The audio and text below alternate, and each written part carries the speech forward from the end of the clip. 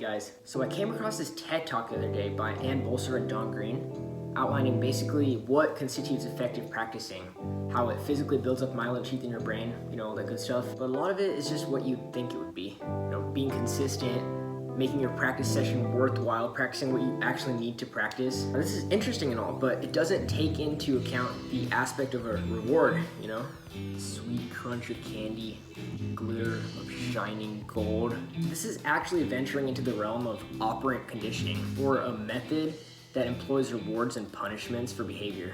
So some of you guys may have heard of Pavlov, and he put forth a stimulus, for example, of the sound of a bell every time he fed his dog.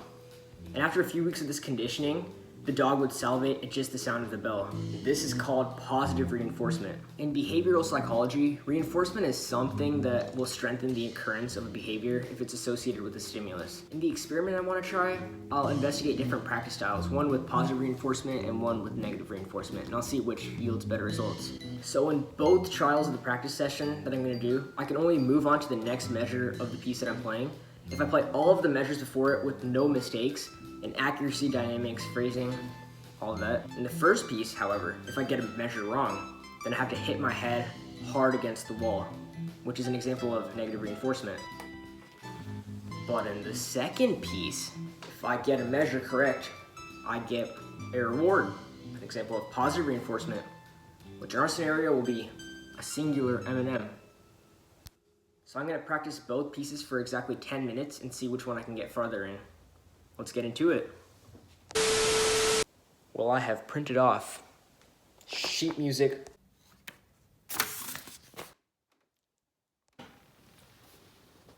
and we are about to set our timer. 3, 2, 1.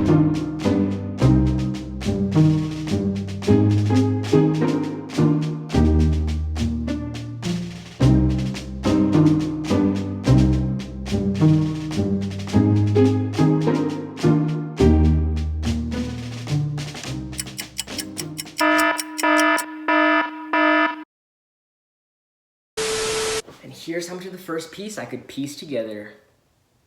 No pun intended.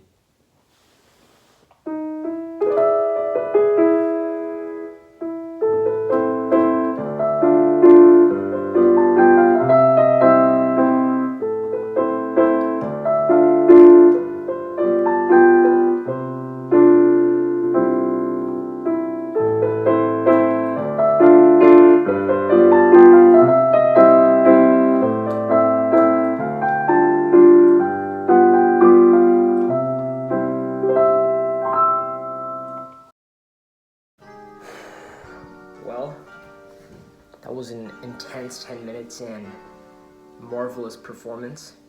A couple of hiccups, it wasn't my muscle memory, so I added an extra chord and my balance wasn't the best, but we survived. I think we can do better, can't we? Guess what? Got some new sheet music. Yo, it's a classic. Alright, I'll spend 10 minutes working on this one, rewarding myself with an M&M every time I get a measure correct. And yeah, see you then.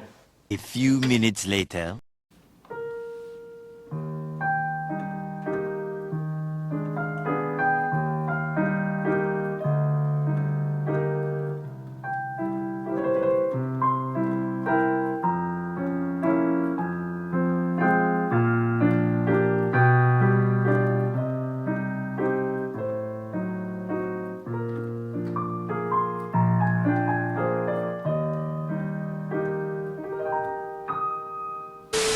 Yeah, I think the results were pretty lucid. Positive reinforcement seemed to serve significantly better.